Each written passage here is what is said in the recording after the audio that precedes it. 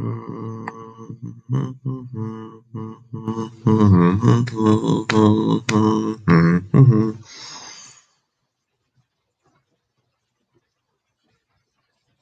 we live?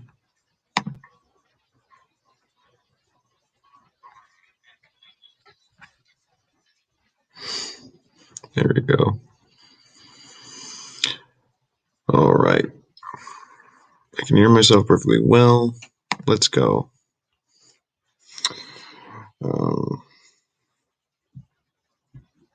Yeah, let's go. Let's see that fat man is here. Let's go. We got John in here. Although he wasn't here at 10:11. I don't know if he's still here, but if he is, awesome to see you. I'm back, everyone, and I'm gonna be trying to post this entire week. um, that should be my last time I'm gone for like a long time. It might be a bit inconsistent with my posting schedule this week, but I should be perfectly fine for the rest of the time. So yeah, I just decided I got 200 subscribers, or like I think yesterday, maybe Saturday. YouTube's a bit inconsistent, but I finally got to that 200 mark, and um, yeah, I just wanted to do a live, talk some football that I missed, kind of react to some news, maybe. So, what do you plan to post this week? I plan to do a video on DeAndre Swift. I'm gonna be hyping him up a little bit. Why I think we're essentially he's gonna kill it. Reason. I think I haven't done that one yet, or if I already posted that one, bro. I haven't posted in like a week, but yeah, I haven't talked about him. So I'm gonna be doing a video on Swift and why I think we're gonna have like a top 8 run game with him and Jamal Williams. I'm then also gonna do a video on how Jared Goff's been performing in camp. And then my list is I have a little list I've made. I'm also going to be doing a video on really just the preseason game, who to watch for on Friday, I believe, is when the preseason game is. And then I guess I'm just going to kind of talk about who I think will make the team, who won't make the team each and every preseason game. Kind of just based off the performances. And yeah, I mean, there's not much I can really do anymore. I think I've done just about every player the Lions have like meaningfully had after Swift. So pretty excited about this. Preseason's here. Good to see some of those players. Yeah. So that's all I got right now. But I kind of want to talk about what I missed. So from what I've seen, Jared Goff's been killing it. I heard he got 3 touchdowns in scrimmages. I heard he had a nice throw to T.J. Hawkinson. We got P.J. Johnson again. P.J. Johnson's back? No. Oh my gosh, PJ Johnson is back. Oh my gosh, I love that. No, I will not be doing a PJ Johnson revival video. That could be like a Dose of Dion thing or something because uh I can't hype up a player like that. I don't see a role for PJ Johnson at all because you already got a Lee McNeil and John Pensini. So I don't think he'll be a nose tackle starter at all. So I don't know that same. There's no tape on the guy. Oh yeah. Well, you have like the college season from like what was it? He was drafted 2020 draft. Was he a 2020 draft? 2019. He was a 2020, I think. I remember when everyone was like, "He's baby." Oh yeah. Okay, never mind. He was 2019. Wow. I wonder what made the Lions want to bring him back. That's interesting. Maybe there's something they see that we don't. But yeah. And so what I've heard is that there's been a bit of what. Here's what I like. I've heard there's been an inconsistent amount of offense dominating or defense dominating. I actually like to hear that because that means one and the other is getting better and better, and that we're just not favor. We're not like heavily good at one side of the ball. Like last year during the off season, all I ever remember is our offense doing good. We had Stafford, Decker, all doing some stuff and made it look good. We had Decker shutting down Flowers and all that stuff. Like it was always kind of like Lions, Lions, offense, Lions, offense, Lions, offense. So I kind of like that. I heard Jamar Jefferson shined the other day. I heard T.J. Hawkinson has just been killing it. We have Goff. I heard he had like a triple coverage catch. I heard he had like a 22-yard catch. Darren Fells called him like a top tight end. I heard Afitu got an interception. I love to see that. I'm a huge fan of Afitu. I saw that Lee McNeil put Frank Ragnow on the ground. I love to hear about that. And I heard Jeff Okuda had a couple nice batted passes. And then I heard Monroe St. Brown absolutely had a great catch on Jeff Okuda where he ended up doing a LeBron James celebration. Is there anything else that I missed that anyone would like to tell me about? Because those are like kind of the main things I remember. I also remember Swift having really good practices too. But yeah, I just kind of wanted to give my thoughts on that. But I kind of also wanted to talk about Dan Campbell. Because we have like a bunch of Lions fans. They're kind of like saying we're just going to be 5-11 or worse. But I was kind of like, why? Why would that be the case? Because a fan of Luke G's was in a live. I think it was his latest live. He said Dan Campbell went 5-7 as an interim head coach with no experience with interim coordinators with a terrible Miami Dolphins team. Why would he not win 5 games when he has a real good? He's a good offensive coordinator with experience at his position, has been a head coach even, has been a successful offensive coordinator compared to the defensive coordinator who isn't experienced, but is definitely an upgrade from Patricia and his core because he's been in successful secondary. And you've just seen it for the improvement in training camp for the defense. And Aaron Glenn. The fact that he has Don Capers, a longtime defensive coordinator, to help him out as well. You got Deuce Staley. You got all this good staff members. And when Dan Campbell had nobodies, he went 5-7 with a at the time garbage Ryan Tannehill and above average at best, maybe a good running back in Lamar Miller. Not better than DeAndre Swift. Yeah, Jarvis Landry's his only good receiving target. A meh offensive line and a questionable defense. So what is it that makes it so we're going to be worse than 5-11? Is it the receivers? Because I'm going to show you a couple teams that didn't have exactly the best receivers, real quick. I was thinking about this. How important are receivers actually?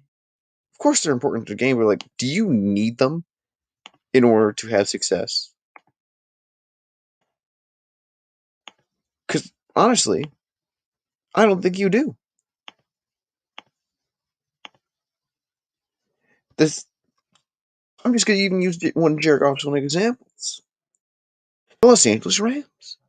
The 2017 Los Angeles Rams, 869 yards and only 5 receiving touchdowns. It's a good year, but nothing insane. That's a good season for Goff. 3,804 yards, 8 yards per throw, 257 yards per game, 28 touchdowns, and only 7 interceptions with a quarterback rating of 100.5. Okay. Okay.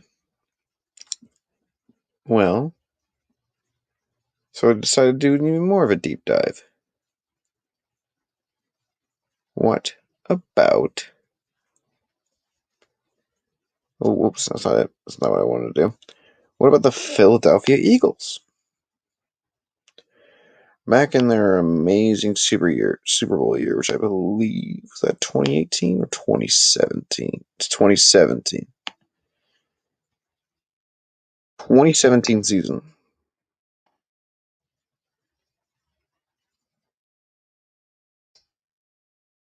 This was the almighty year of the Philadelphia Eagles, the team that beat Tom Brady with Nick Foles as his quarterback.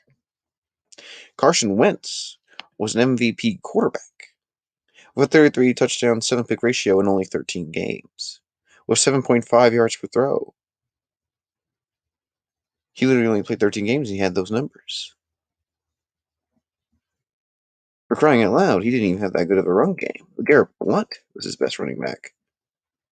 Good run game, but not elite. Do we really think that TJ Hawkinson can at least not have Zach Ertz numbers?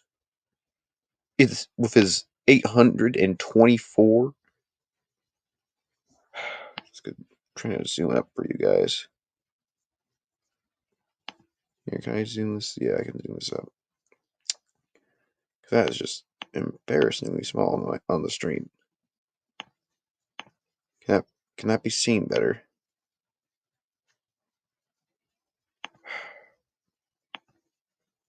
This is weird. Okay.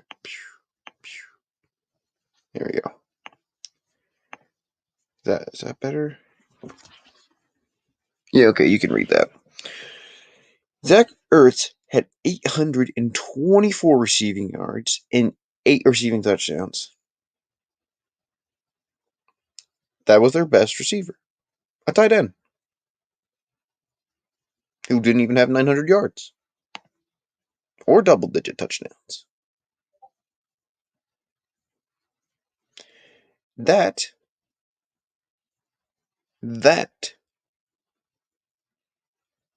is not something that TJ Hawkinson can't do. Alshon Jeffrey had a pretty solid season. 789 yards, 9 touchdowns.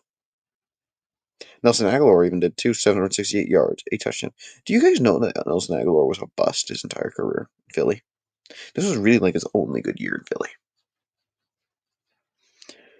Alshon Jeffrey was trash in the rest of his career.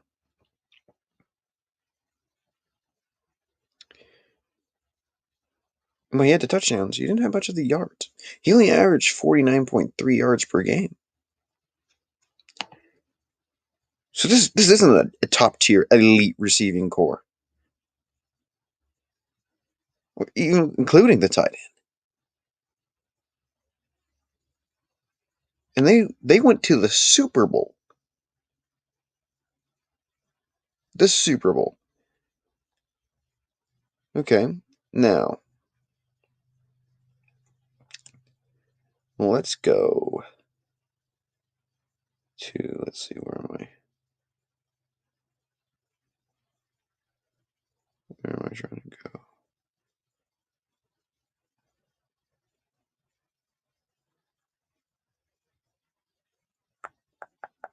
Oh, there it is.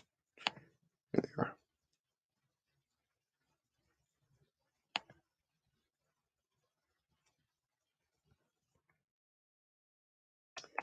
Let's go to the 2019 season for the Buffalo Bills.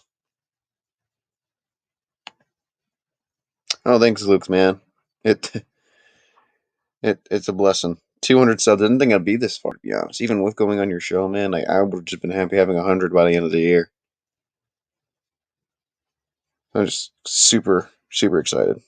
But in 2019, for the Buffalo Bills, their best receiver was John Brown with 1,060 yards. The next was Cole Beasley, 778 yards and 6 touchdowns. That's a solid receiving core.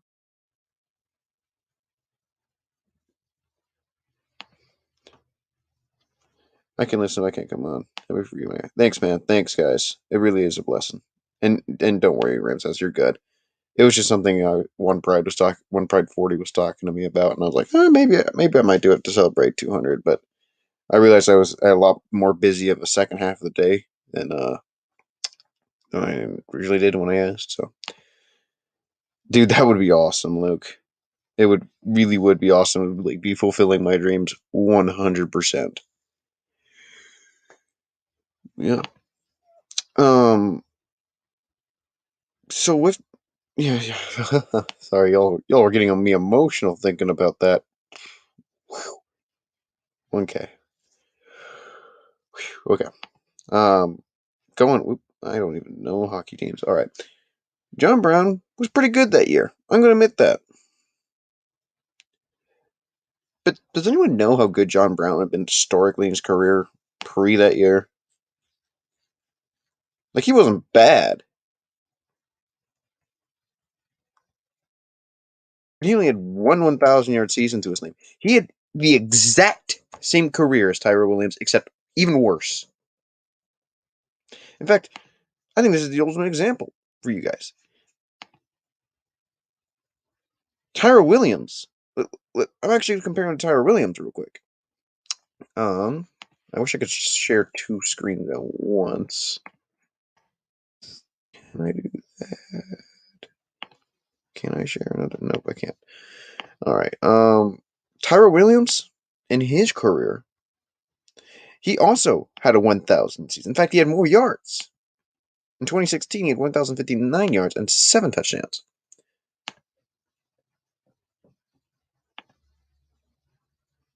I mean, that's impressive.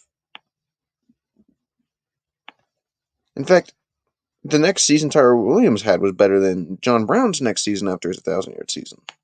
Where he'd get 728 yards and 4 receiving touchdowns.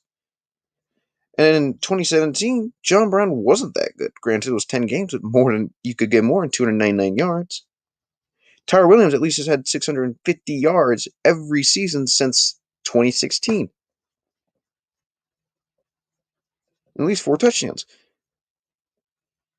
So arguably, Tyrell Williams was better than John Brown. He hadn't an elite quarterback yet. As a huge Josh Allen supporter, Josh Allen was not fully developed. He was still quite raw. Love the guy. Huge fan. Not developed yet. Yet the Bills went there. The Bills went all the way to the playoffs. They went from, what was it, 5-11, 4-12 to 10-6. With a guy who only had one good season, one great season maybe, and 2018 was solid. No different than Tyrell Williams. No different. You can't legitimately go to this team, look at Tyrell Williams, look and not go, they are just like the Buffalo Bills in that regard. I mean, let's be honest. Let's go back to the Lions. If we go to our Lions, let's go to their depth chart.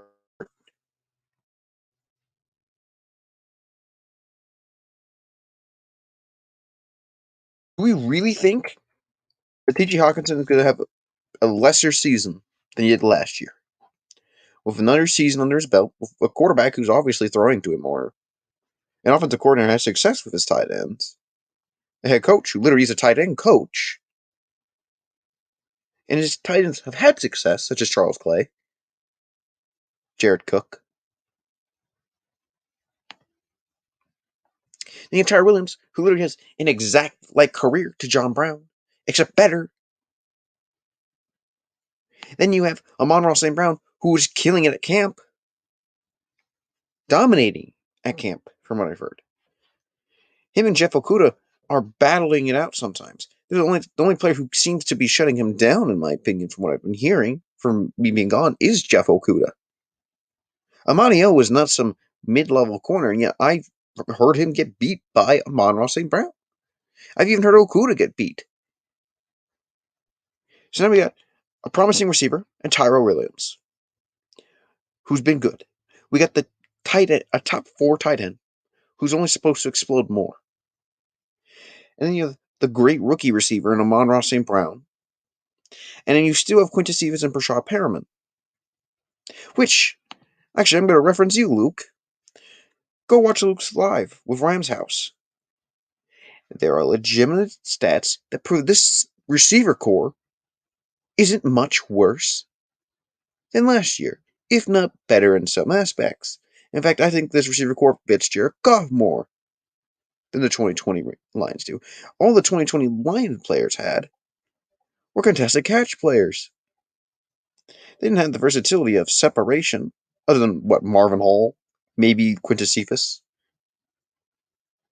No, and Quintez Cephas was not elite last year at it. Or even great. He was good at it, not great, or elite. So now you have these players out here killing it. So in what way does this make any sense? The fact that we're lower than what we used to be. Did we not get a better right tackle? Tyrell Crosby is a swing tackle, 5th round tackle. So now we got a better line. Another development year from Jonah Jackson, who even says Taylor Decker and Frank Ragnow can't get even better than they already are. There's only one way to go but up. Who says Big V can at least not be an average guard? He's been good before. He's had good games. And last year, he didn't even know what position he was going to start out to play. That's just how bad the coaching staff was. They're like, okay, we're signing you to be a right tackle. And then Crosby played solidly well. And then he was injured the entire offseason anyways. And then they moved him to guard. Then back to right tackle. Then the guard. Back to right tackle. He was going in and out of the position. And was injured the entire year. With an obviously incompetent head coach. Who says Big V can at least not be average? Or at least return to its Philadelphia form? Is that not a top 5 offensive line? If Jackson develops to be any better than last year when he was already good last year?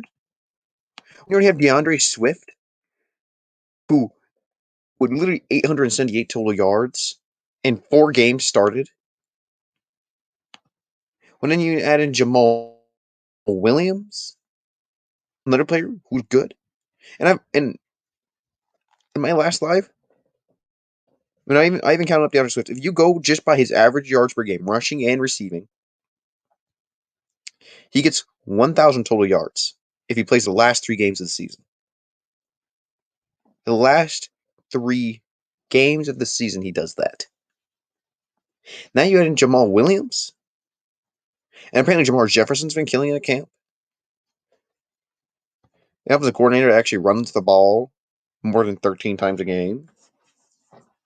When he doesn't have a swing tackle at right tackle and a healthy Big V. With a culture that's starting to actually believe in its head coach. What about the defense? People mention the defense. Oh, but the defense. The defense, Den. The defense. Oh, the defense. Oh, the horrible, horrible, horrible defense. Do people not acknowledge the fact that Matt Patricia was our head coach?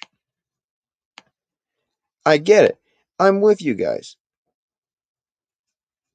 Our defense was awful last year. But can our defense not at least be there? Be good? I just don't understand.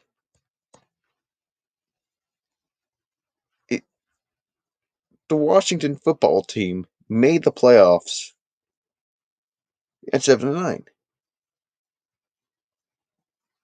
Crazy things happen. Crazy things happen in the NFL. Teams can turn around. People are acting like it's impossible for this team to turn around. when it clearly is not.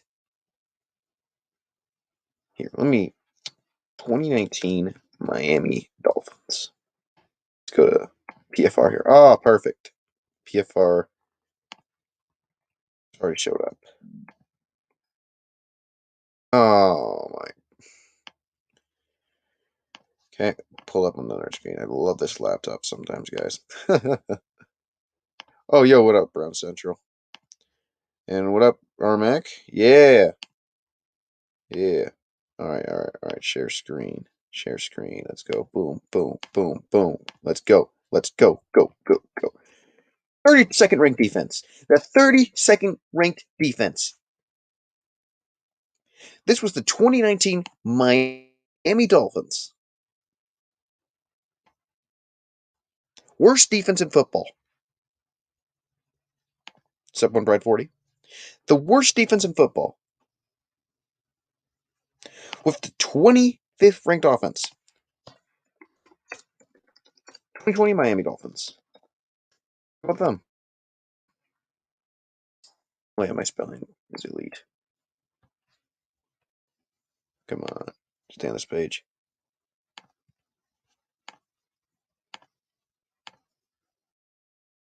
And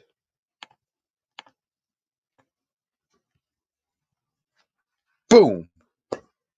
The 6th ranked defense. The 6th. Zoom it up a bit for y'all, just so you guys can see that. The 6th. The 6th ranked defense in football. They went from 32 to 6. Their offense went from, 25 to 15th?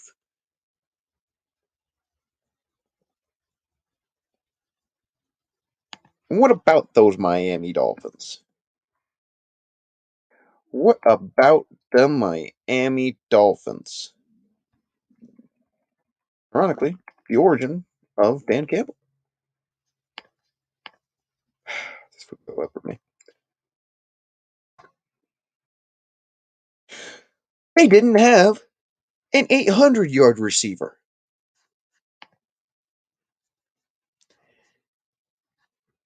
This was the 2019 Miami Dolphins going into the 2020 Miami Dolphins.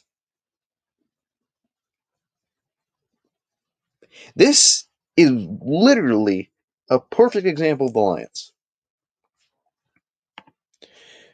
The 2019 Miami Dolphins, 32nd worst defense in football.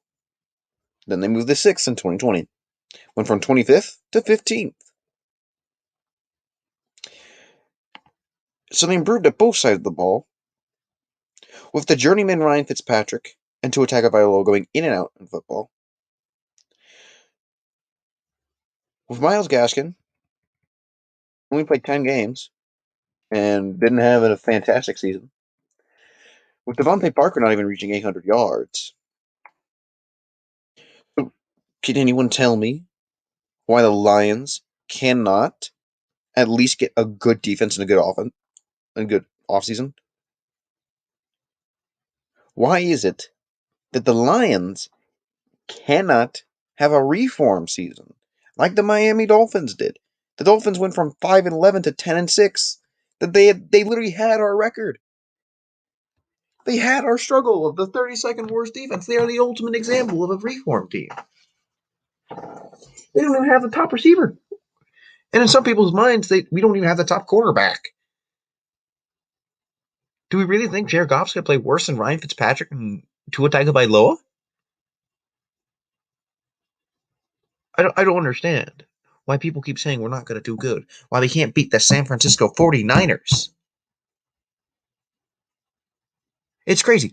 Brown Central's team is an exact example of a good coach makes a team better and a bad coach makes a team worse. The Philadelphia Eagles had Chip Kelly. No, that's his other team. Ruined their organization. They became crappy. Doug Peterson, at least above average coach back when he was still good. took them to the Super Bowl with Nick Foles.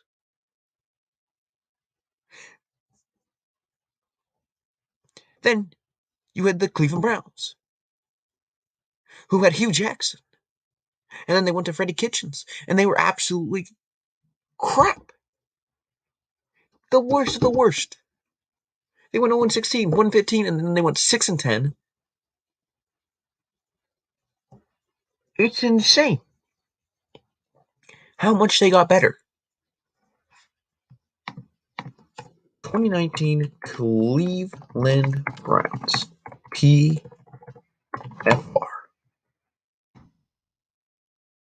Right, my laptop always have to put a whole new page for everything I click on. Ruins my vibes. 6-10. 20th ranked defense and the 22nd ranked offense. With superstars. They had the amazing trio of Jarvis Landry, Odell Beckham, and Baker Mayfield, not to mention elite running back duos of Nick Chubb and Kareem Hunt. Then they even had some solid tight ends, such as David Njoku. So, how come the Lions can't be better or worse, or when so many other teams have done it? The worst franchise in history, the Cleveland Browns, who went 0-16, just like us, reformed and got better. The only people who say that we are not going to do better than 5-11 are the people who only look at Twitter or Instagram or ESPN headlines, who don't know anything about our team. The analytics side with us. We have teams historically who have done the exact same thing of us. We have coaches who've done a good job at their respective positions at each of our staff. We've had coaches who's motivating players just with a freaking fireplace. Getting fans, who's interacting with fans, who clearly is passionate about teams. We have these players. We don't need Kenny Galladay. We don't need Calvin Johnson. What we need is a good teams. We've done it. We've gone from 7-9 to 11-5. Jim Caldwell's first year. We've gone from crap to good before, too. It's not like we've just been 4-5, from 4-12, 4-12, 4-12, 4-12, 3-3, 13, whatever. We've been good before. We've had top ranked positions before. 2018, we literally had the 10th ranked defense. I don't understand. Especially not when Dan Campbell's been 5-7 with a crappy Dolphins team that was not doing anything under Joe Philbin. Interim team with crappy teams. It doesn't make any sense. It doesn't to me.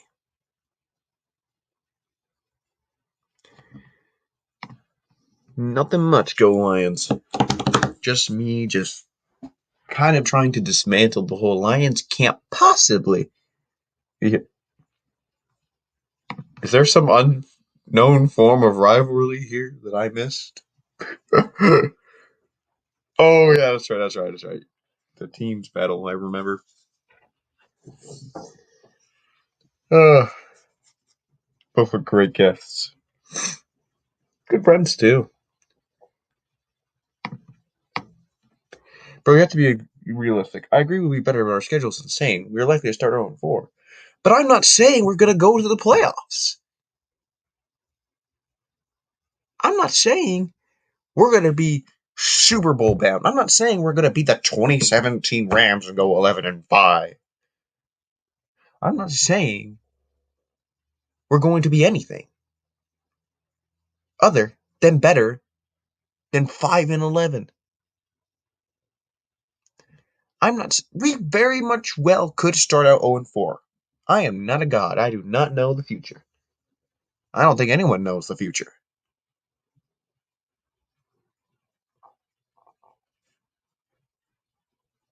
But are we really going to be worse than 5-11?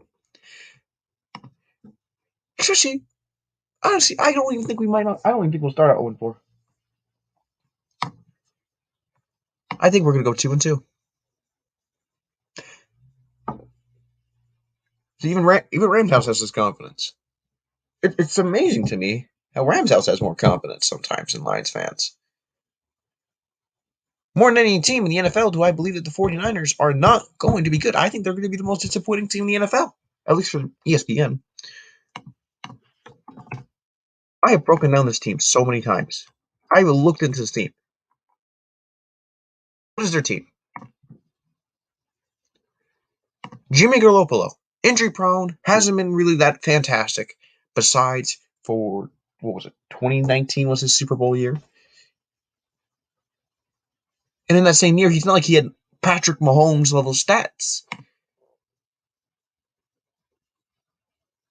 Then you have Raheem Mostert. Raheem Mostert is good. I think he had 5.6 yards per game? But he's the only running back. And historically, he's at least had rotational running backs with him. He's had Tevin Coleman. He's had Matt Breida. Now he's got an unproven rookie running back, Trey Sermon. Coleman was okay for the Giants, and Jeff Wilson's a meh. Deebo Samuel. Is Deebo Samuel really insane? With his amazing screenplays every year, always having to be a yak receiver, and that's it. A one-trick pony who's only a yak receiver.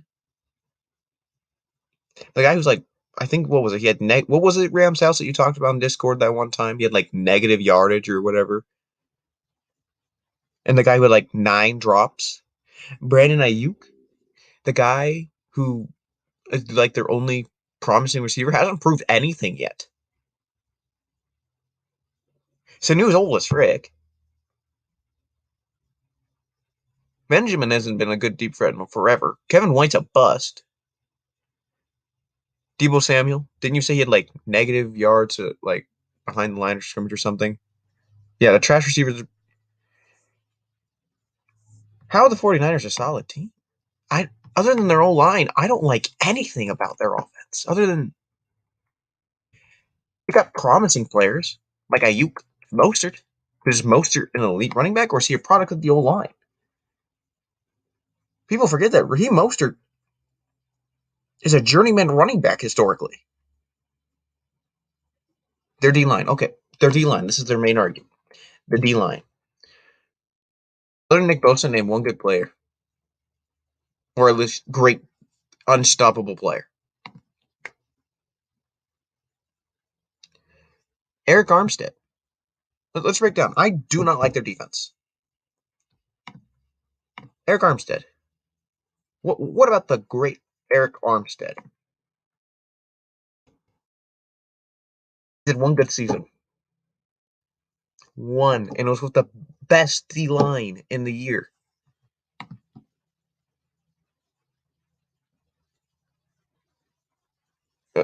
Okay, actually, I'm gonna follow Rams House advice real quick and show Deebo Samuel's thing.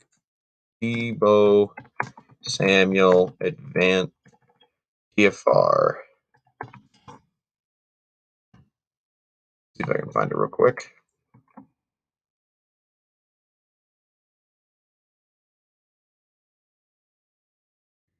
Here it is. So screen share screen.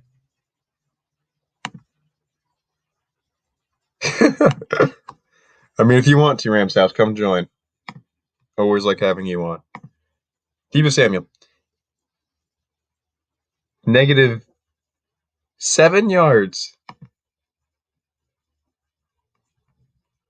Negative 7 yards. Holy crap. He had negative yardage. That just baffles me. Per catch. Negative 0.2.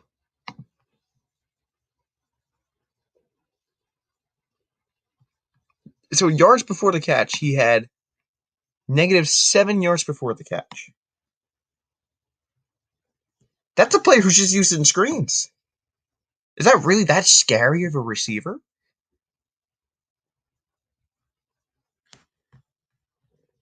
And what about you guys? I am at least Saul fan. Exactly. This man literally caught screens for a living. He had drop issues. Yeah. 11.1 drop rate with 9 drops. What's so special about Debo? The only thing I think you could say Debo is great is because he has good base stats, I guess. But let's go to this defense. I really want to break down why I do not like the 49ers defense. Okay. One good season. Only a season was with Bosa and DeForest Buckner. And himself in that line. So he's obviously a fluke because he's only had one good year out of 6 years? A guy who's statistically similar to Michael Brockers other than 1 year?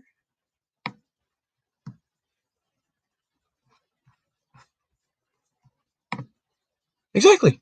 Ayuka's done nothing. Nothing. He has some good base stats. I do like his potential sometimes, but he's not proven himself.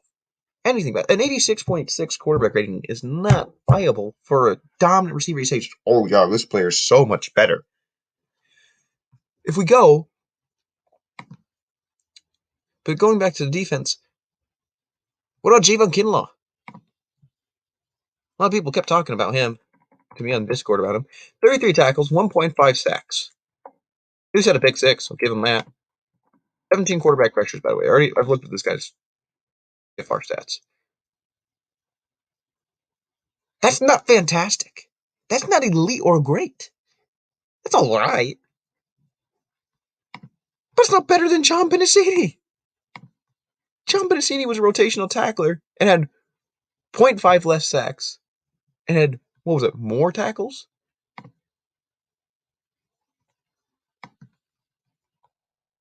me go to Benicini real quick. He had more tackles. That is not a good player. When a rotational nose tackle is beating a guy who's supposed to be this first-round unstoppable player. It's Fred Warner is fantastic, but Dee Ford, when was he ever fantastic? When was Dee Ford ever fantastic for the 49ers? Dee Ford. Yes, the guy who was fantastic for the Chiefs and ruined their Super Bowl chance. He had 14 tackles in 11 games. He had 6.5 sacks. Okay, I have a question. Who here all wants Trey Flowers gone? Like, badly? I know One Pride 40 does. But I know a bunch of fans who just do not like Trey Flowers. Because they say he's overrated. He's not good. Well, what about Trey Flowers?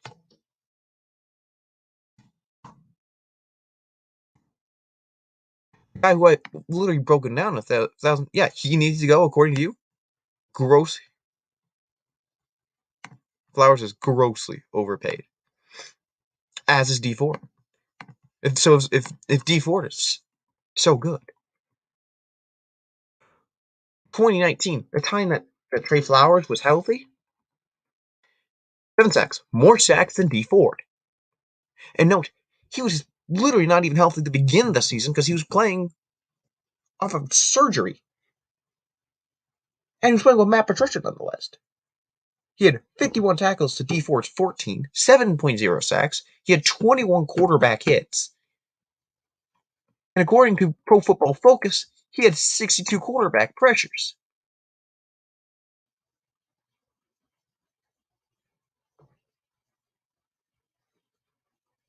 That's better than Dee Ford. And if Trey Flowers is, as people make him out to be, not worth the money, grossly overpaid, sucky, then why is Trey Flowers this fantastic pass rusher? Why is he this great run? Why is he this great player to be feared?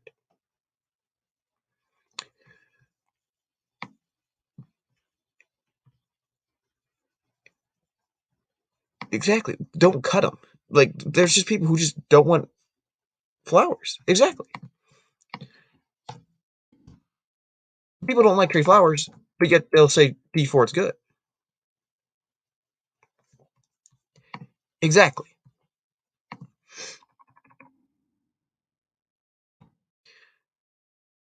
I don't know if you saw this around the house, but me and EA got into a pretty big debate about the 49ers. But, okay, then you may say, okay, but he has the linebackers. He has Fred Warner. Other than Fred Warner, who's good? Who's good? Certainly not Dre Greenlaw.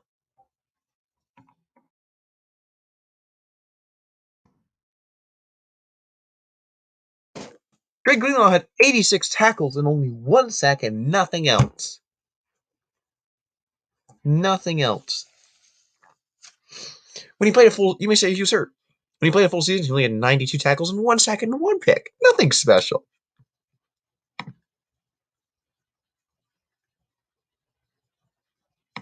Nothing special.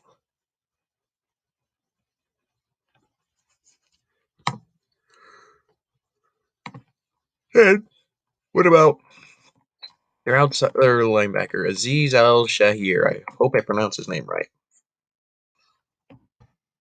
Literally done nothing. Done nothing at all.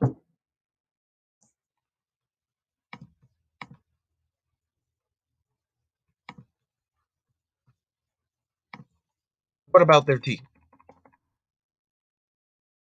What about their cornerback core? Jason Verrett, and that's it. Verrett's good when healthy.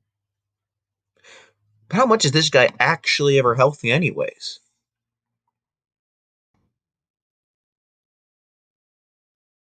He literally didn't play for 3 seasons. And in 2017, he only played 1 game. 2016, he only played 4 games. So that means from 2016 to 2020,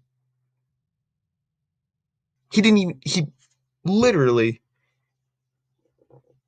never had a single game not being healthy. Even 2015, he's never been healthy his entire career.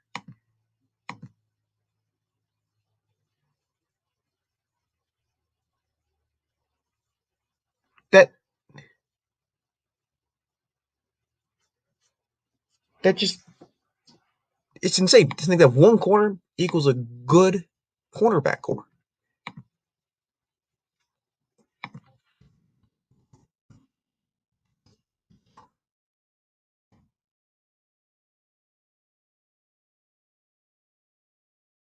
And Verrett was pretty good. It's not like he was like, I think he was fantastic for the most part, but he still had a 66.7% completion percentage.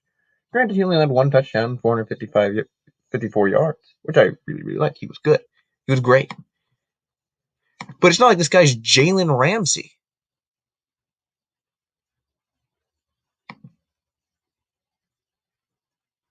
It just doesn't make any sense. The rest of their cornerback core, look at the rest of their cornerback core. Unproven rookie Ambry Thomas. Emmanuel Mosley, no name. Literally. I've looked into this guy. Nothing about him really impresses me. I mean, he's solid. But you can't say he's better than Amani O. Emmanuel Mosley. PFR. We go into this. Advanced stats. He led 4 touchdowns last year. A 98.8 quarterback rating. He did at least have a good completion percentage.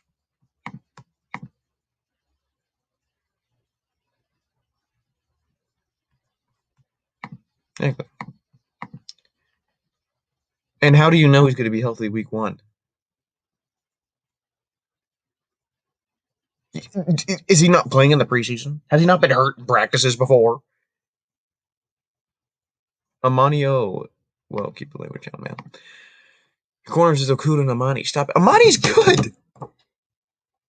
Amanio was our number 1 corner last year because Trufant couldn't stay on the field.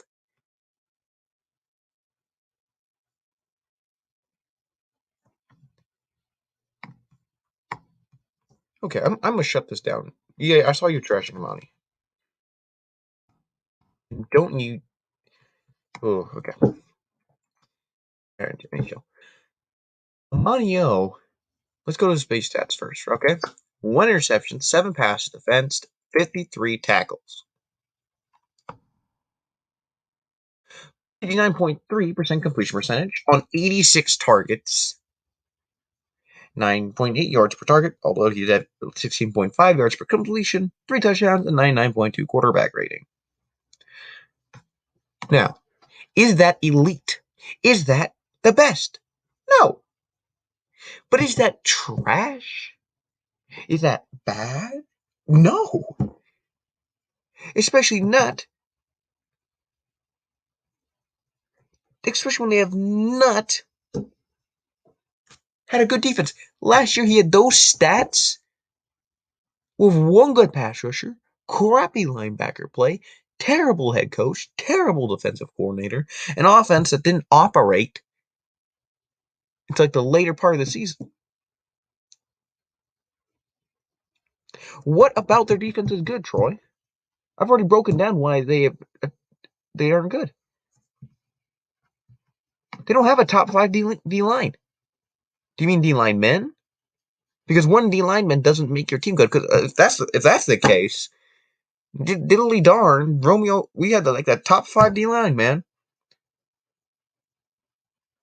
Because if you mean 1 D-lineman, I can understand what you mean. If you mean by top 5 D-lineman, I can totally agree.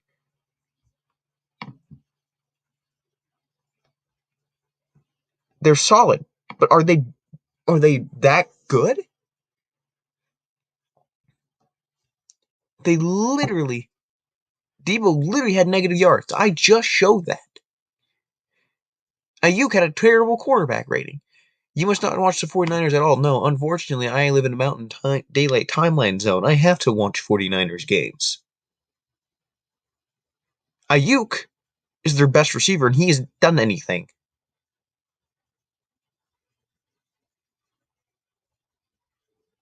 Tyra Williams is better than Deebo Samuel when healthy.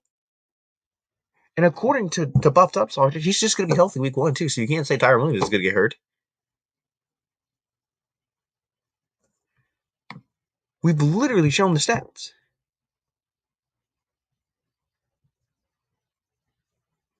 Like, 1x40 even puts up a good point. They lost Saleh. Robert Saleh. They lost DeForest Buckner last year. They lost Richard Sherman. They don't even have a good...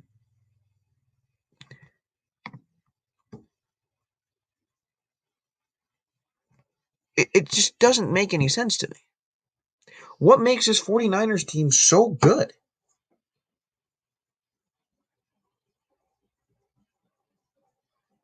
And people act like, okay, they have George Kittle. Buffed Up talked about this with me in Discord.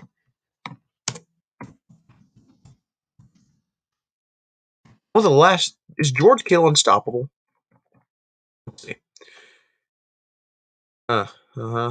Shutdown versus Seattle. Shutdown versus New England. Shutdown versus Seattle. Didn't do anything the first game of the season versus Arizona. Didn't do anything versus Miami.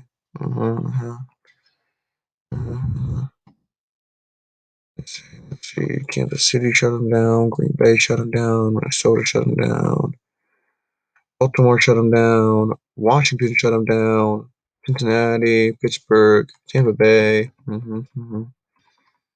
Very unstoppable. Very unstoppable. He's always having a good game.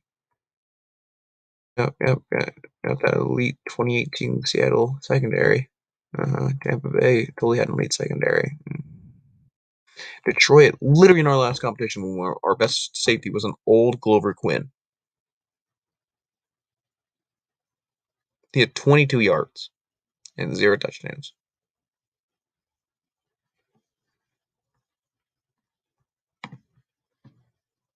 In what way has that ever been mentioned? Did I ever remember that? Does anyone in this viewership ever hear me say Tyrell Williams is elite?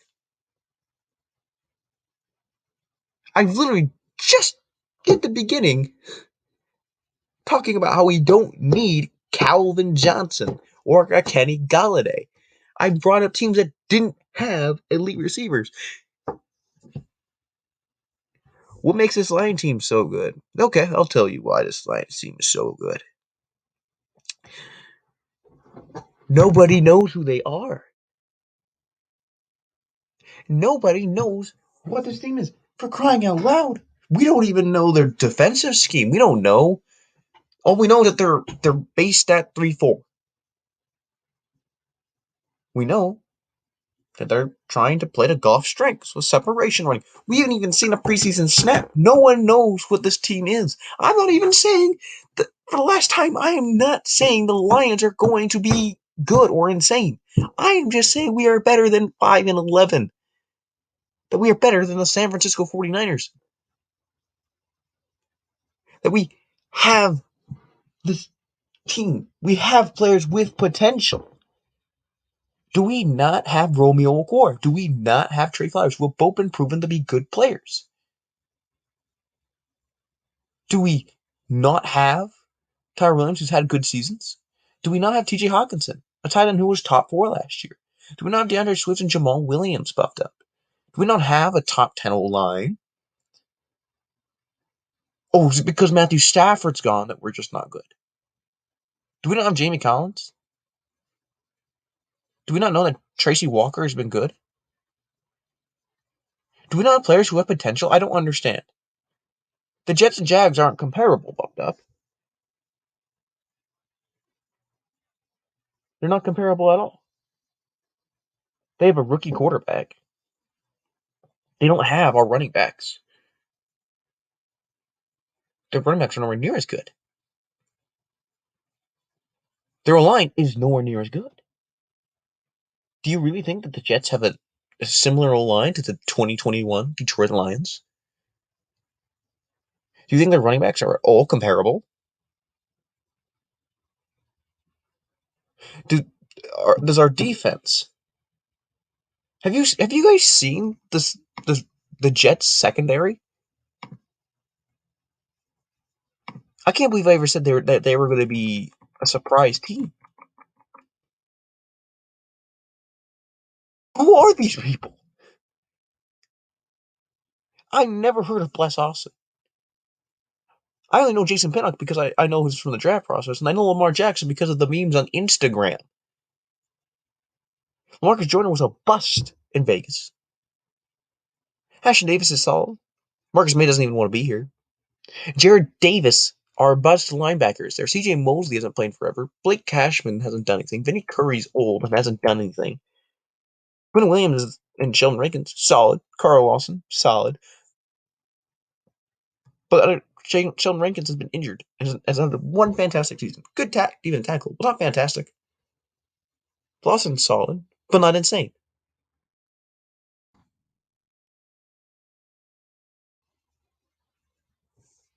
Jamie Collins. Oh my. Well, guys, I know what video I'm doing next. Jamie Collins, and why you should stop disrespecting him.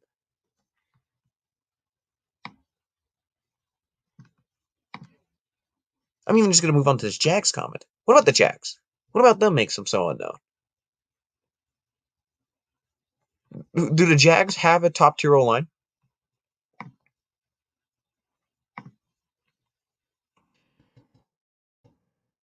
Do the Jags have a top 4 tight end?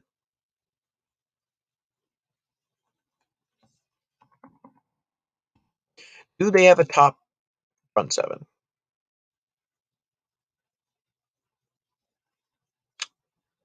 Are their cornerbacks proven and good? What about their safeties? The Jags are literally trying to trade away C.J. Henderson. I hated Tyson Campbell's film. Didn't do anything that fantastic in college. Sidney Jones is injury prone. Hasn't been elite ever. Shaquille Griffin's inconsistent at best. Their team is incomparable to us. They are the only reason you could say. And here's another reason, Buff Duck. We've seen Urban Meyer be a head coach. He was a coach for college for 3 teams. We know how Urban Meyer functions and operates. We've seen Darrell Bevell as an offensive coordinator. We have not seen Dan Campbell as a head coach and how he operates. We have not seen how Aaron Glenn is a defensive coordinator. We don't know anything about this team. But you know a lot more about the teams that we just mentioned.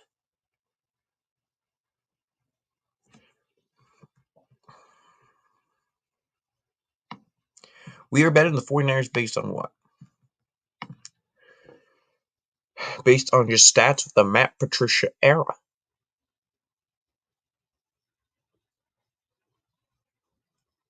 Based on their plays.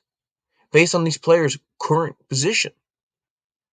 Go compare Michael Brocker's stats to Eric Armstead and go ahead and tell me that other than the 2019 season that Eric Armstead is better than Michael Brocker's. Go look at Trey Flowers versus D Ford stats and go and tell me that D Ford has played better with the San Francisco 49ers than Trey Flowers has with the Detroit Lions.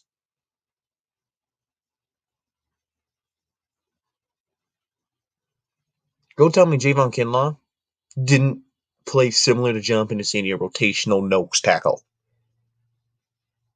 And tell me that Lee McNeil somehow going to not be better than Javon Kinlaw. And we definitely don't have depth at our D-line like the San Francisco 49ers do with Deshaun Hand, Levi Onwuzurike, John Benicini, Lee McNeil, Michael Brockers. It's not like we have a better O-line than the Niners. It's not like we have better running backs than the Niners.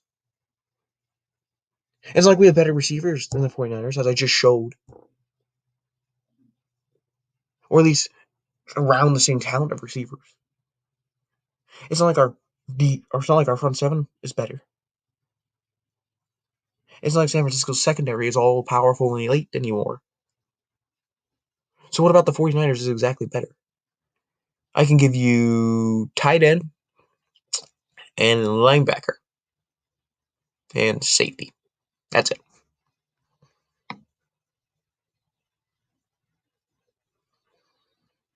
I do not understand. I don't even get it, what makes Jamie Collins not good? What about him is not good? There's something I'm missing on him?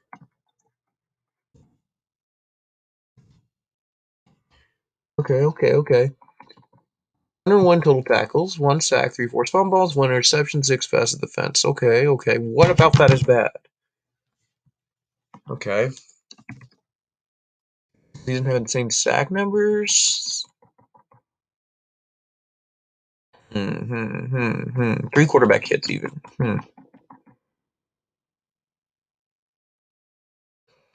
Only not 434 yards. Only not 2 touchdowns.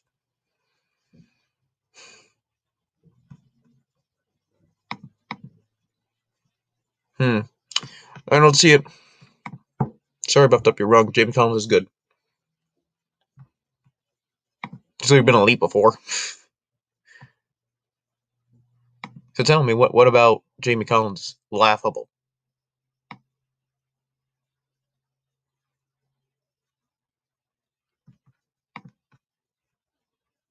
Exactly. We don't even know if Nick Bosa is going to play. They say he's trending up.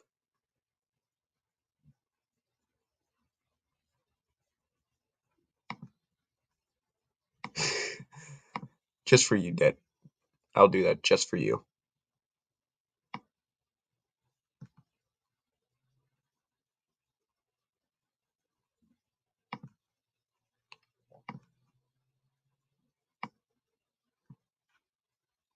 See to believe it. Sure. Larry showed you things to see, so.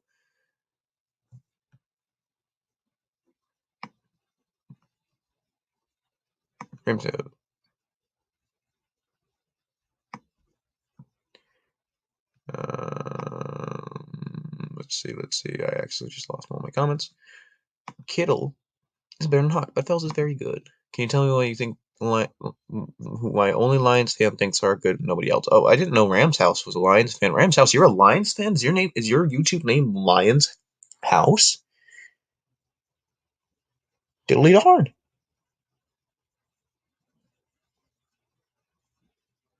Huh. I didn't know Rams House was a Lions fan. I didn't know Brown Central when I talked to him. I didn't know he was also a Lions Central. And if you want that, you mean the casuals. You mean the people like you who only no, sorry, I don't like you. People who only look at ESPN and Twitter. Then, yeah, you'll definitely not. Oh, okay. Buffed up. You were. Okay, I need to chill. Buffed up. How? I want you to give me a common explanation of how on earth we have worse running backs when we have Swift and Jamal Williams, and all they have is Raheem Mostert. Do people not realize? This isn't the 2019 49ers? Ay. Don't have better receivers based on what? Clearly their negative yardage. Their worst quarterback ratings and catches percentage than our receivers. Sure. Yes, I am. I don't like Deebo Samuel. I like Amon-Ra St. Brown more than I like Brandon Ayuk. I like Tyrell Williams more than I like Brandon Ayuk. I never said they had the better TD. I don't know.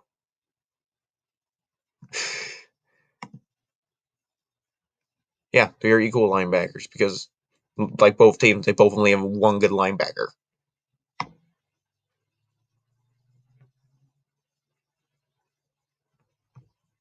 We literally have better quarterbacks. I just showed it, man.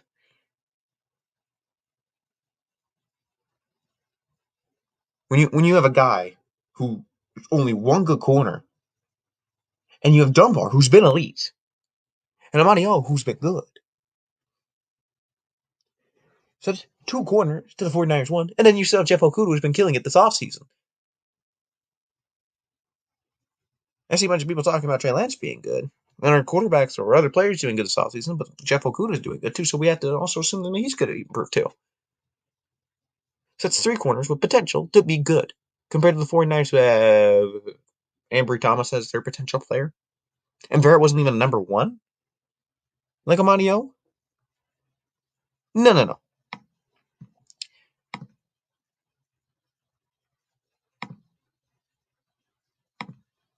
Oh, dude, buffed up. I just showed you why we had a better D line. What do you mean they have a better D line? I literally showed why they have a worse D line. Eric Armstead, statistically not better than Michael Brockers, other than 2019. John Benicini, barely better than Javon Kinlaw, barely better than a nose tackle who rotated. D Ford, who's not better than Trey Flowers. All they have is Bosa. Bosa isn't at the D line. Bosa doesn't make a D line elite by himself.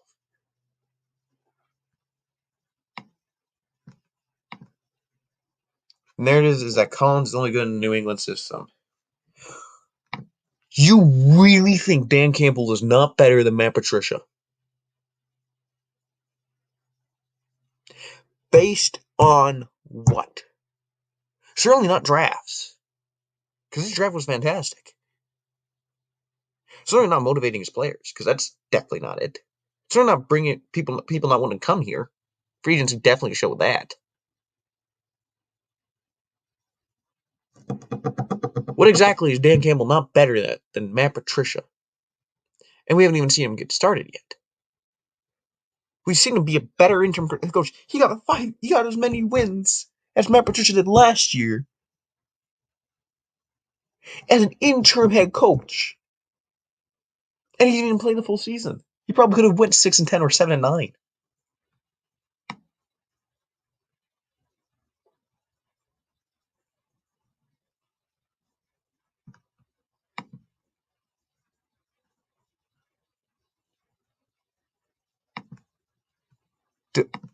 How? Based on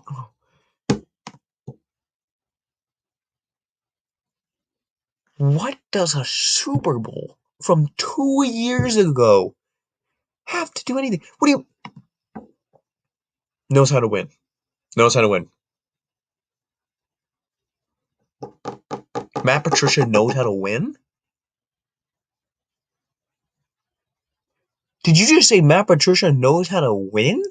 For the reason that Dan Campbell is worse than him? What? Dude, I'm not responding to your comments anymore. There's no way you actually think Matt Patricia was a better coach than Dan Campbell because he's been to the Super Bowl with the best head coach ever.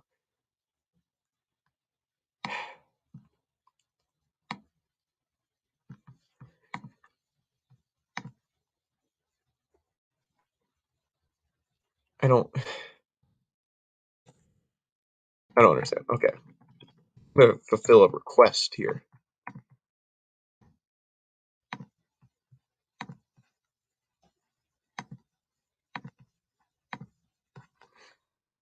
I'm going to pull up Darren Bell's stats. If it would go to stats for me. There we go. He's a solid tight end. He had 7 touchdowns in 2019. And yeah, he's been a good blocker. He was rated as one of the better blockers in football.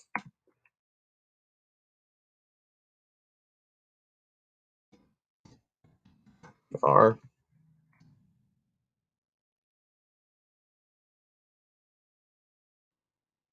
not saying Darren Bell is fantastic. But he has 75.0% catch percentage in 2020, 70.8 in 2019, a 91.7 in 2018. He's had high quarterback ratings thrown his way. So why? I mean, Fells is pretty solid.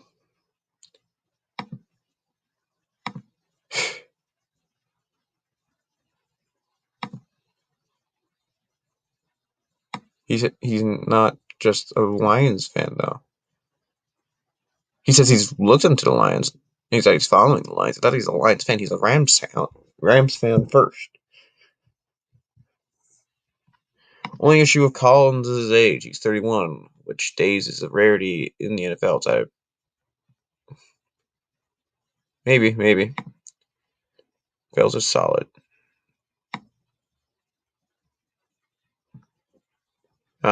Sure. Buffed up.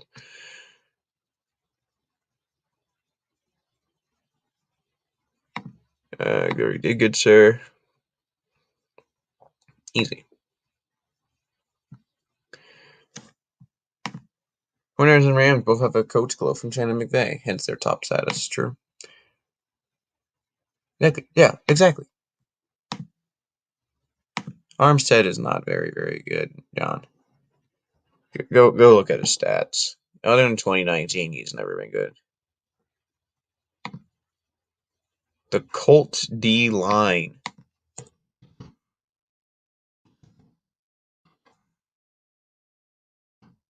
Colts D line. They're just absolutely awful.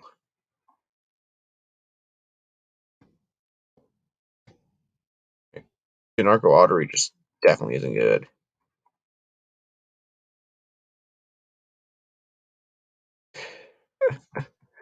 Devaluing.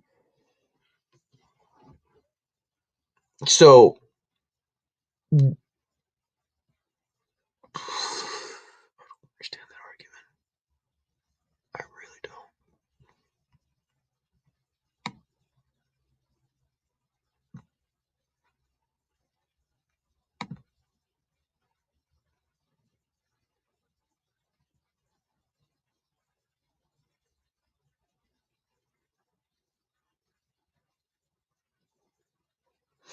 We don't have a Nick Bosa type player. I was unaware we needed one.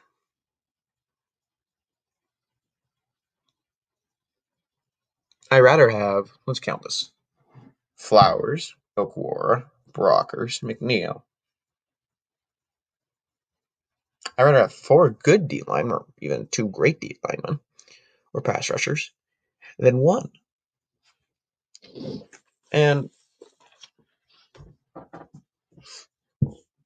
Romeo Okwara was dominant last year. He was top 5 in pressures, had 10 sacks, with the with the worst defense in franchise history. It's still a great player.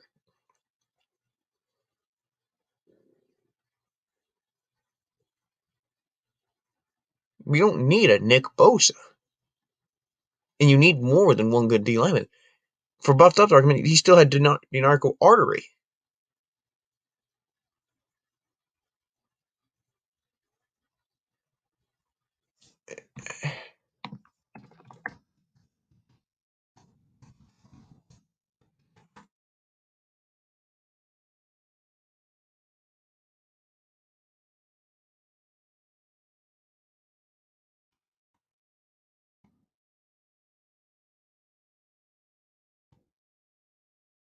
Okay, I'm gonna look up something real quick. Final.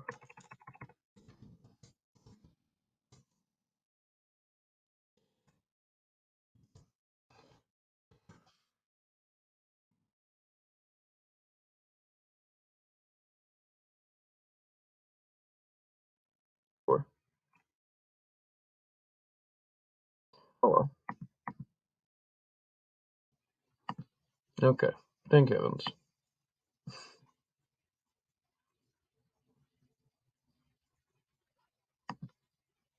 I agree.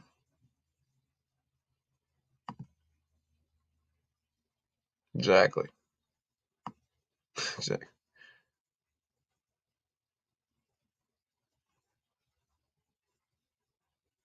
Yeah, okay. I don't know, I was trying to find something real quick. I had it on pause. Who cares about stats? That tells me a lot.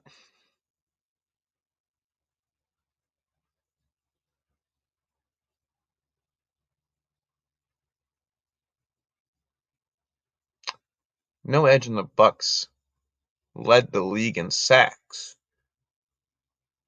last year. Shaq Barrett did in 2019. And for you to assume that sack somehow makes a D lineman the best football player or the best edge in the NFL. Let's look at Shaq Barrett real quick. I'm gonna look at Shaq Barrett. I know it's who you're talking about.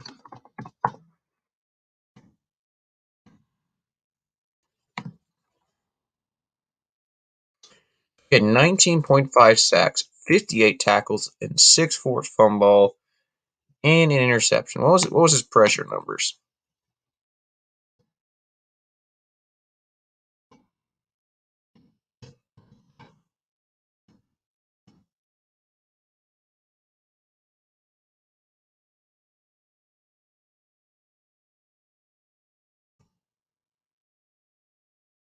He had 51 that year, 2019. Yeah, he was at least top 3. The only thing that you can even give the argument for against Shaq Barrett is the fact that he had a good D line.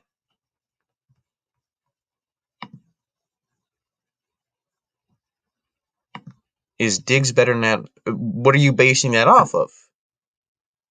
Yards? Are you only going off Stephon Diggs' yards? There's so much more than just base stats buffed up. No. I mean, maybe I don't know.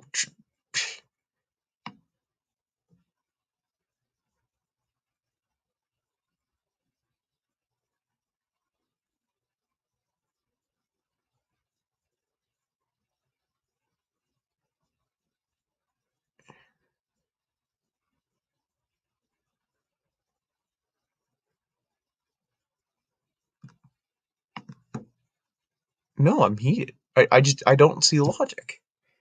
I'm not triggered. I don't understand. I'm trying to understand your point of view. I want to understand your guys' point of view. I'm not heated. I'm not mad. I just don't understand.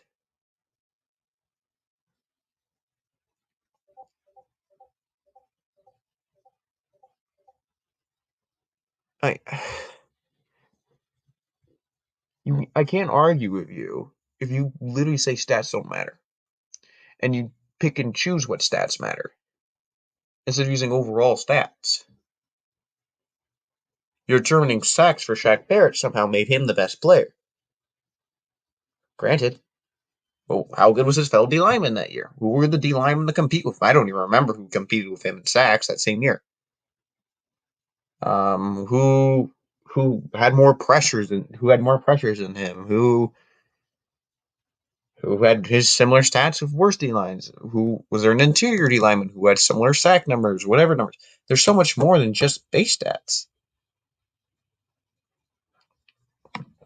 Armstead's really good. He makes plays stats or no. A lot of times AD has no stats, but impacts the big game. He does okay. He's Michael Brockers 2.0. Just with the one fantastic season. Good, but not great.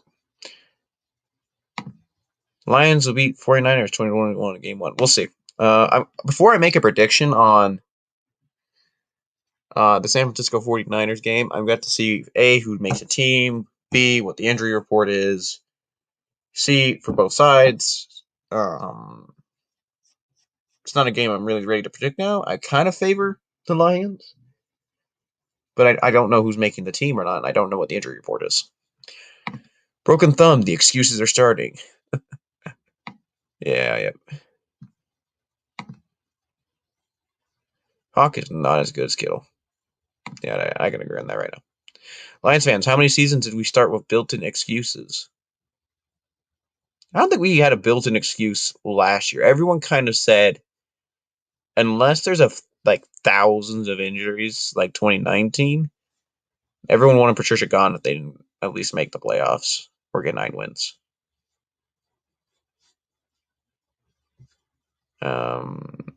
Yeah. But people also did just not have expectations for Campbell this first year other than having better than 5 wins or at least being competitive. Hawk made better than Kittle in a total game. He will be better than Little, actually. Is he better at run blocker? No. Lions have a lot of talent for very high picks the last 4 years of free agency. No one has seen the Lions scheme.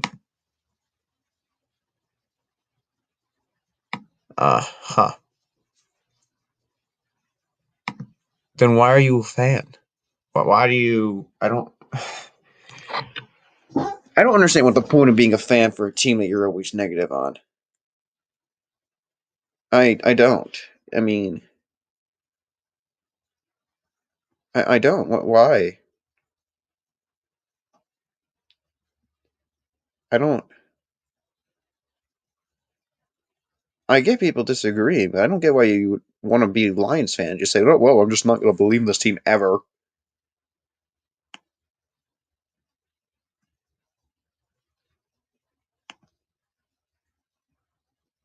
Me and Dr. Joe literally agree. We're at least 5 wins or better. I'm kind of like more of a 7 and 10 guy. I just don't think we're going to be worse than 5 wins.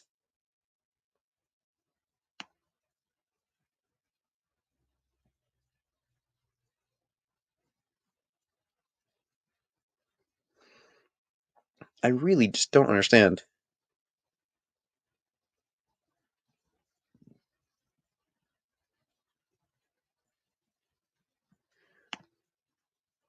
I don't bet buffed up. And second of all, I didn't know Vegas was omnipotent. I didn't know Vegas just knew the future. I remember when Vegas was betting that Tom Brady was going to go to the Raiders over Tampa.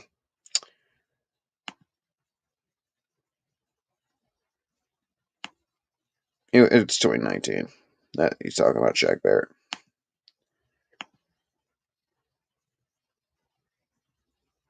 Exactly. I get that, Troy. I don't. I think depth still matters though. If Hawk is like a top 4 tight end, and you still got like another good backup tight end like Fells, I don't even think Elise Mack has some solid potential.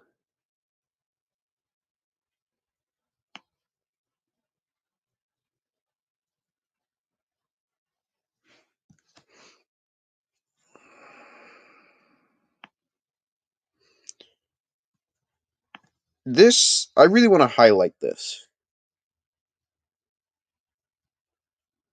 I really want to highlight this. The only wins that you should be expecting from Dan Campbell is 5, in my opinion. You shouldn't be expecting anything differently. This should be a team with really no expectations other than being competitive and promising.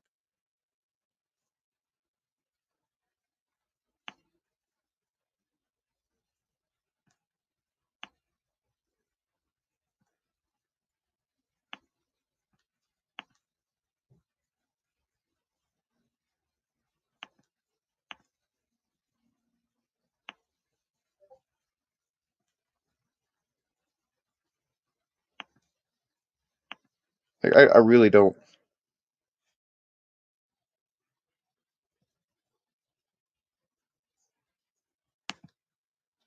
If you don't understand it, I've been a fan since like 2010, dude. I've been around for Schwartz. I've looked at the 0-16 years. I've known the fact that we haven't won a playoff game since like the 90s. I've been around for Caldwell. I was around for Patricia, who many of these older Lions fans are saying was the worst of the season ever.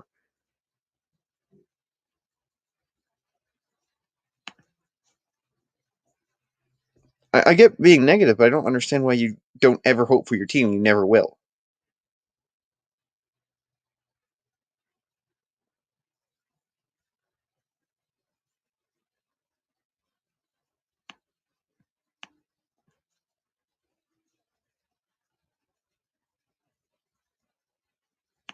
Dude, I can't be older than that. Like, literally, I was a Lions fan since I was like 7, 6.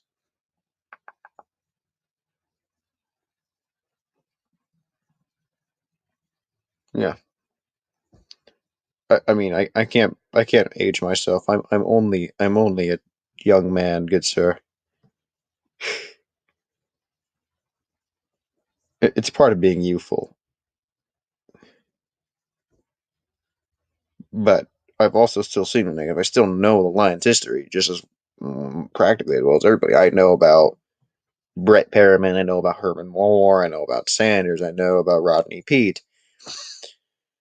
I know about Wayne Fontes. I know about Will Parker. I know about I guess Spielman and all that.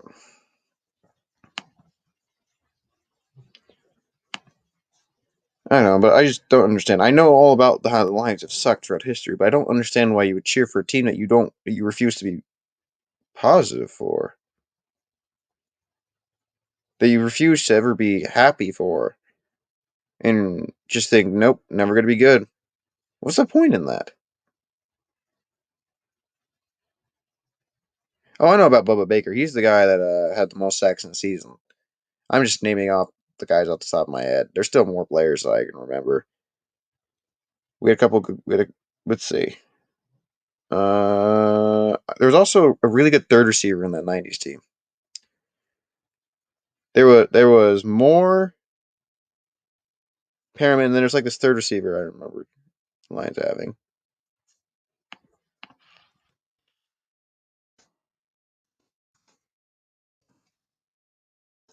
What's his name? I also know Bobby Lane was there. I remember Bobby Lane.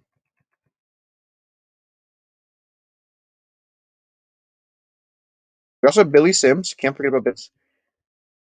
Jason Hanson, who we wasted. Lamas Brown. We've had Milgray, Golden Tate. We've had good players. We've had Namagan Sue for crying out loud. Yeah, Brett Perriman was on the team.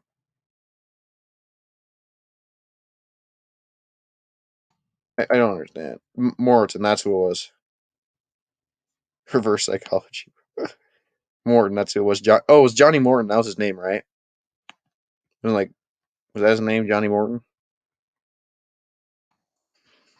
Johnny Morton, NFL. Yeah, okay. That's who it was. Yep, that's who it was. Yeah, like I know about a lot of our players. It's just I was naming out the players in my top of my head. I just don't understand, man. Like I get being like a pessimist, or like for me, I'm always in the middle. Like I wish I could be as positive as someone. Honestly, I wish something like the Confidence Rams house as like best tight end group in the NFL, or yeah, I I don't know. I definitely think we have studs. I don't know. I'm just gonna pull up the definition of a fan real quick. Fan definition.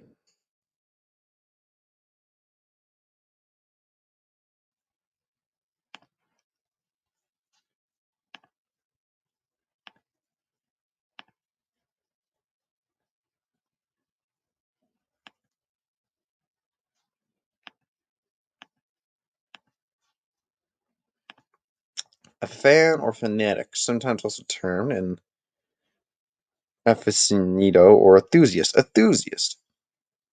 A person who exhibits strong interest or admiration for something or somebody, such as a celebrity or sports or team, genre, politician, a book, movie, a video game, or entertainer.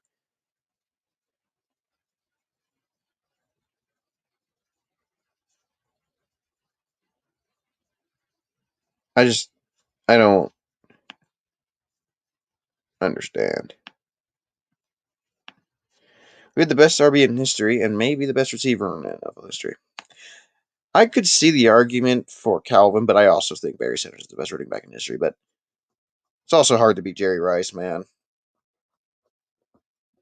The only thing for Calvin is he also didn't play with like Joe Montana or Tom Brady, like Randy Moss did for Brady and Montana and Young. But I don't know, man. I could see the argument, but I'm gonna stick with Jerry Rice as much as my Lions heart wants to give Johnson. I don't know, man. I don't understand it. Mm-hmm. I don't know.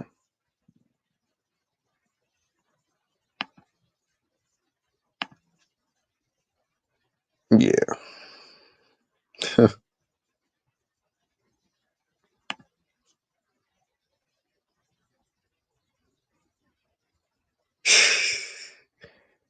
Jeez. All right, so now I think I'm going to switch more to questions now that I kind of gotten through the rant that I was kind of starting. So I guess now y'all can ask your questions on what like my thoughts are on certain things and all that jazz. Because man, I am low key kind of tired of ranting. That's like a week's worth of me thinking about the Lions stuff. Dude, how do you feel about McNeil? I absolutely love Lee McNeil. The guy put Frank Ragnow on the ground. The guy took double teams almost every single play in college at NC State. The guy's a nose tackle. He runs like a baseball player. He runs a 4.94. That's fast for a nose tackle. Like I've labeled Lee McNeil as our least likely to bust player for the Lions, even more than Sewell. And I think Sewell's really, really guaranteed to be good. McNeil is our guy, dude. I love McNeil. McNeil was my number one defensive tackle was Levi Onwuzurike. My number two was Christian Barmore. Number three was Lee McNeil. Technically, they all kind of play different defensive tackle positions. For example, Levi played 3 tech.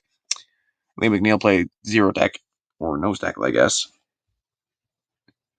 But I mean, honestly, I'm way more happier that we got Levi Onwuzurike and Ali McNeil.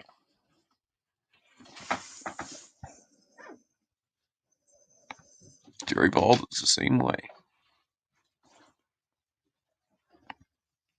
So that's just my little thoughts on it.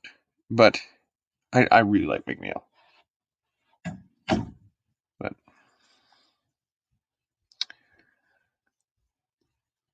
yeah. Alright, well, it's pretty late for where I'm at. I think I'm gonna head out. It's been an hour and 35. I'm gonna be doing a couple more videos. I'll try to do another live maybe Saturday.